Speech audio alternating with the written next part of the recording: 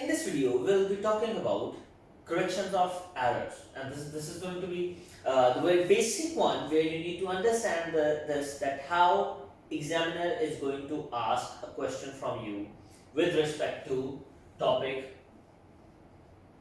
correction of errors. Now, first of all, what you need to understand is that basically errors are of two types. One is errors affecting trial balance, and the other ones are errors not affecting trial balance.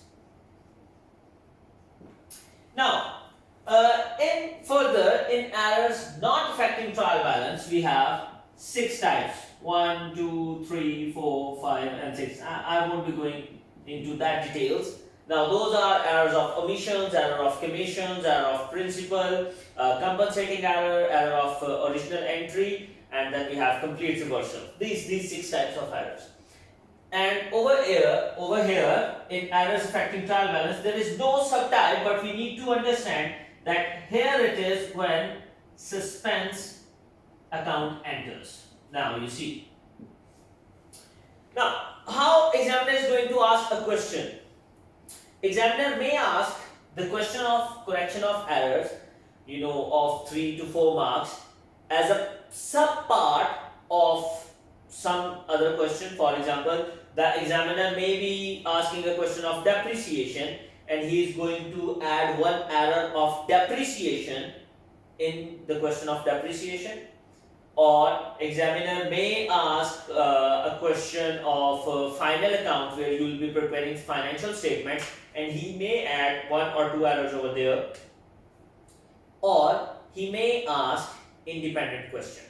Now, when examiner is going to ask you an independent question, how is going to assess this? How he is going to assess these?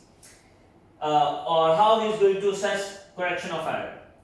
The first of all, the very first thing you need to know is, or this is the way how examiner may ask a question is, he may ask you to identify the error. Now, you should know what is error of commission, what is error of omission, what is error of principal, what is error of complete reversal, what is error of what are compensating errors. You need to know all the 6 types of errors, and it's not just you need to cram it, you also need to understand it. The other one is, he may ask you to define error. So you should also be able to define all the 6 types of errors. Now, here it is where it gets interesting. He may ask you to pass general entries to rectify them, rectify errors.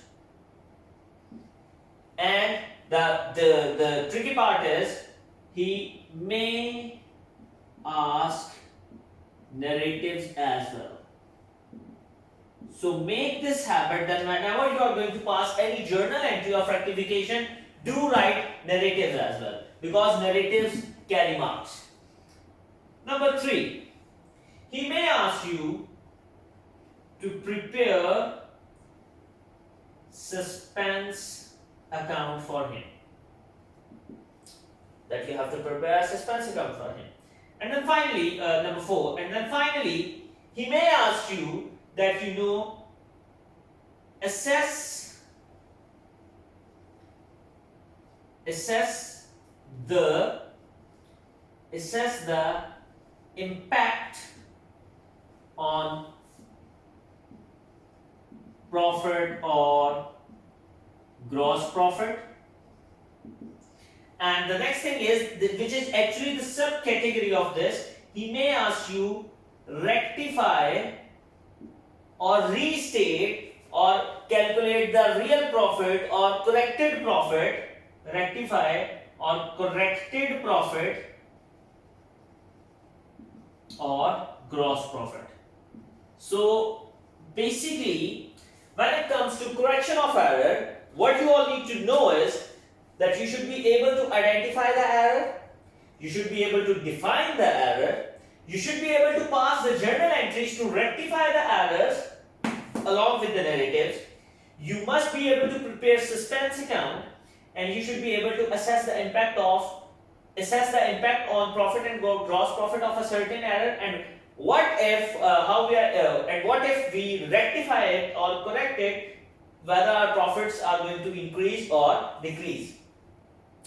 What you have already done, you have already done identification of errors, the definition of errors, and you have passed the journal entries, and if I'm not wrong, you must have done up to some extent the assessment and the impact on the profit in your previous class. In my next video, what I'll be teaching you is, I'll be teaching you the suspense account and how to, the need of suspense account, when suspense account arises, how to rectify the suspense accounts or errors containing the suspense, and then obviously, we'll be assessing the impact on the profit. Thank you.